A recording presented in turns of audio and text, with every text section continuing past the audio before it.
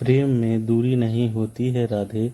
जहाँ सच्चा प्रेम होता है वहाँ आत्माएं हमेशा जुड़ी रहती है। वृंदावन की पावन भूमि में एक ऐसा समय आया जब चारों ओर प्रेम, भक्ति और मधुर संगीत की गूंज सुनाई देती थी। यमुना के किनारे बहती ठंडी हवा, पेड़ों पर बैठे मोर और गोपियों की हंसी पूरे वातावरण को दिव्य बनाती थी। उस दिव्य वातावरण के केंद्र में थे हमारे भगवान श्री कृष्ण और उनकी प्रेम प्रिय राधा। उनका प्रेम केवल सांसारिक प्रेम नहीं था, बल्कि आत्मा और परमात्मा के मिलन का प्रतीक था। वृंदावन में वर्षा ऋतु का आगमन हुआ। घने बादल आकाश में छा गए और चारों ओर हरियाली फैल गई। गोपियां यमुना के किनारे झूला झूल रही थी और मधुर गीत गा रही थीं। राधा जी अपने सखियों के साथ बरसाने से वृंदावन आई थी। उनके मन में श्री कृष्ण से मिलने की तीव्र इच्छा थी, लेकिन वे थोड़ी नाराज भी थी, क्योंकि कई दिनों से कृष्ण उनसे मिलने नहीं आए थे। उधर श्री कृष्ण अपने सखा सुदामा और बलराम के साथ गाय चरा रहे थे। वे बांसुरी बजाते हुए धीरे धीरे यमुना तट की ओर बढ़ रहे थे। उनकी बांसुरी की धुन इतनी मधुर थी कि पेड़ पौधे भी मानो झूमने लगते थे। जब वह धुन राधा जी के कानों तक पहुंची तो उनका हृदय प्रेम से भर उठा। फिर भी उन्होंने मन ही मन निश्चय किया कि इस बार वे कृष्ण से तुरंत बात नहीं करेंगी। कुछ देर बाद कृष्ण वहां पहुंचे, जहां राधा अपनी सखियों के साथ बैठी थी। कृष्ण मुस्कुराते हुए बोले, राधे, आज वृंदावन की शोभा और भी बढ़ गई है क्योंकि तुम यहाँ आई हो। राधा जी ने उनकी ओर देखा, लेकिन कुछ नहीं बोली। सखियां मुस्कुराने लगी। कृष्ण समझ गए कि राधा उनसे नाराज है। कृष्ण ने हंसी मजाक से राधा को मनाने की कोशिश की। उन्होंने पास की डाल से फूल तोड़कर राधा के चरणों में रख दिए। राधे, यदि तुम मुझसे बात नहीं करोगी तो यह यमुना भी बहना छोड़ देगी। कान्हा, तुम तो ऐसे ही सभी से प्रेम करते हो, फिर मेरी याद क्यों आएगी तुम्हें? कृष्ण ने गंभीर स्वर में कहा। राधे, तुम मेरे हृदय में बसती हो। जैसे चंद्रमा बिना चांदनी के अधूरा है, वैसे ही तुम्हारे बिना। यह सुनकर राधा जी का मन पिघल गया, लेकिन उन्होंने अपनी मुस्कान छिपा ली। उसी समय अचानक तेज वर्षा शुरू हो गई। सभी गोपियां इधर उधर भागने लगी। कृष्ण ने राधा का हाथ थामा और उन्हें एक विशाल वट वृक्ष के नीचे ले गए। वहां दोनों अकेले खड़े थे। चारों ओर बारिश की बूंदें गिर रही थी और वातावरण अत्यंत सुंदर हो गया था।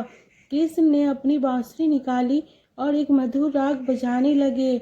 उस धुन में इतना प्रेम और करुणा थी कि राधा जी की आंखों से आंसू बहने लगे। उन्होंने कहा, कान्हा, तुम्हारी बांसुरी मेरे मन को इतना क्यों व्याकुल कर देती है? कृष्ण मुस्कुराए और बोले, क्योंकि यह बांसुरी तुम्हारे नाम का संगीत गाती है। इसकी हर धुन में केवल राधा राधा ही है। क्या तुम्हें कभी मुझसे दूर जाने का भय नहीं लगता? तुम्हें कभी मुझसे दूर जाने का भय नहीं लगता? कृष्ण ने उत्तर दिया, प्रेम में दूरी नहीं होती है राधे। जहाँ सच्चा प्रेम होता है वहाँ आत्माएं हमेशा जुड़ी रहती है।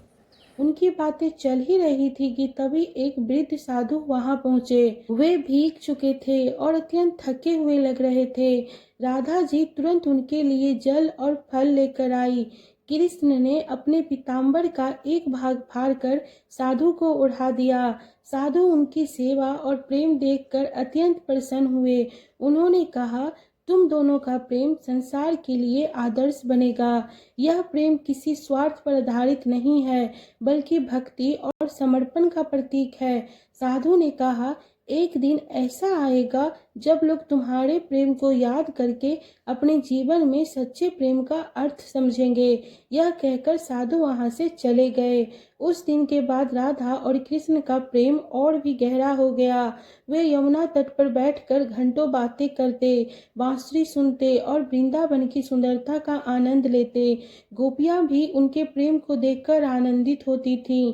एक बार वृंदावन में एक बड़ा उत्सव आयोजित हुआ। सभी लोग नृत्य और संगीत में मगन थे। कृष्ण ने रासलीला का आयोजन किया, जब उन्होंने बांसुरी बजाई तो सभी गोपियां मंत्रमुग्ध होकर उनके पास चली आईं, लेकिन कृष्ण की दृष्टि केवल राधा पर थी। लीला के दौरान ऐसा प्रतीत हो रहा था मानो समय रुक गया हो। चंद्रमा की रोशनी यमुना के जल पर पड़ रही थी और वातावरण दिव्यता से भर गया था।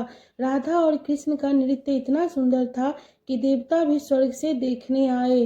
राधा जी ने कृष्ण से पूछा, कान्हा, क्या हमारा साथ हमेशा बना रहेगा? कृष्ण ने कहा, राधे, हमारा प्रेम अनंत है, यह जन्म और मृत्यु के बंधन से परे हैं। समय बीतता गया। एक दिन ऐसा भी आया जब कृष्ण को मथुरा जाना पड़ा। पूरे वृंदावन में उदासी छा गई। राधा जी का हृदय टूट गया, लेकिन उन्होंने अपने प्रेम को कमजोरी नहीं बनने दिया। जब कृष्ण जाने लगे तो राधा जी यमुना तट पर खड़ी थीं। उनकी आंखों में आंसू थे, लेकिन चेहरे पर शांत मुस्कान थी। कृष्ण ने कहा, राधे, मैं शरीर से भले ही दूर जा रहा हूँ, लेकिन मेरा मन हमेशा तुम्हारे पास रहेगा। राधा जी ने उत्तर दिया, कान्हा, प्रेम को दूरी कभी कम नहीं कर सकती।